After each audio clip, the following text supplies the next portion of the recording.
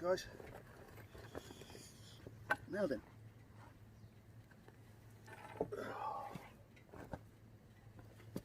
what a beautiful day. What a beautiful day. It's occurred to me that we all like going for a ride, but some of us, now we're all being let out, we'll start using maps and sat navs and whatever. So I thought I'd do a quick video about the variety of apps you can get on your phone to use as sat navs.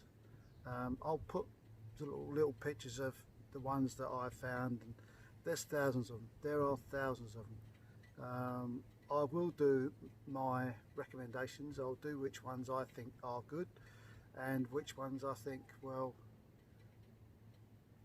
I wouldn't use them. Put it that way. They're not bad, but I think I would rather use something else. A lot of them trick you into joining, but they're only 7 days free. But anyway, that's what this video is about. What apps can you use as sat navs?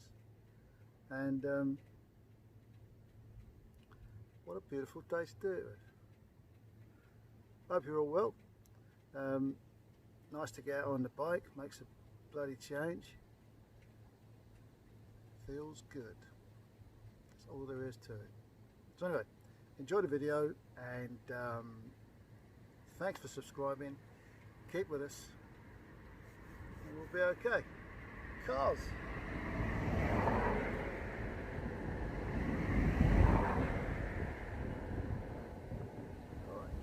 Cheers, guys. Right, what I'll do is I'll put the images of the apps there probably, and then as I do that I'll speak over the camera and I'll give you an idea if I like it, I don't like it, I would like it, or I don't like, you know, all that sort of thing. I'll give it a kind of mark out of 10, and I'll probably give some of them minus figures, but there you go. That's what I'll do now. So let's carry on. Let's go through to the apps and see how we get on. Right, now what I've done there was I put the things up. I couldn't work out how to do what I was trying to do, so I just put that little, I put them up there, the little signs of the apps up in the corner above my head, so you can see which ones that I liked.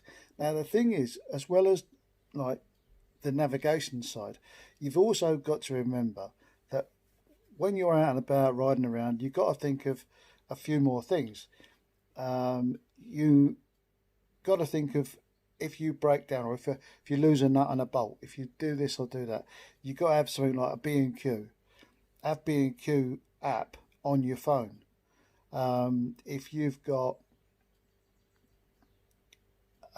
if you want to stay the night somewhere, you've gone for a ride and you're thinking, well, bugger this, I've got my tent on me anyway, or I've got a tarp on me, I'm going to look for somewhere to stay. There's a couple of apps, I'll put them up. There's a couple of apps you can have that will show you the nearest place. Also, there's a lot of places that are free. So look out for those places as well. If you're in France, or I think it's just France, don't know, but the communal sites are £5 a night for a bike. It's €2.5 €2.5 for the bike and €2.5 for you for the night in the municipal parks, municipal camping areas. So watch out for that. It's a good deal. They're generally on the edge of a village, so it's easy enough to walk into town, get something to eat or have a beer and all that. So it's really good advice that look out for the municipal camping areas. They are basic, but they've got showers, toilets, fresh water, everything you need for a camping night, and they're next to a village. So they're brilliant. They really are brilliant. They're not posh, but they are good. Yeah, so look out for the camping ones. So you need apps for if you just lose a nut and a bolt or a little bit of a fix on hardware stores. I'd say have the B&Q app on you, because it'll have, when you do that, it'll show you various places around on that map. Google Maps is brilliant. It really is. Right, so you got the breakdown-ish. You got the camping areas, food. You're going to need food places. what I would say is you got the Just Eat and the other apps like that. Put Just Eat in your phone on your apps, because then you could actually get the food delivered to you wherever you are, which is a good idea. You might not know where the place is, but they'll bring the food to you now because you've got the Just Eat app, and you can order food over that, and they'll bring it to you. Now I've done this several times. I've been at bike rallies and I've ordered Chinese or an Indian, and they've brought the stuff to the gate of the bike rally, and I've had, well, it's good. It's a good idea. So have the Just Eat app or whatever app there is the equivalent of that. Um, the other thing that I think is a good idea is to have the translation apps. You've got the Google Translate and the Microsoft version. Have both of them in your phone, because then you're not stuck, are you? You know what I mean? You're not stuck somewhere. Um, the other thing is that once you've got the translation apps, you can point your phone at something and it will translate the sign or the menu or something like that. So they're very good things to have on your phone. The Google Translate and the Microsoft Translate. I'd highly recommend them. I use them all the time. And when you're speaking to someone with a foreign language, they can speak into your phone and it will come back to you in your own language. So it's brilliant. Just do that. So yeah, think about it. Although you've put your sat nav into your phone, play with the sat navs. Make sure they don't search for everything. They only search for things you want: parking, petrol, food, all that sort of thing. On the subject of petrol, there's an app that you get. I'll put the app up here, but there's an app that you can get that shows you where all the fuel places are. Now, last time I was in Holland before the Chinese Kung Fu, I needed petrol. I was pretty low on views, really low. So I put into my sat nav fuel stop, because your sat nav, it's got a fuel button on it.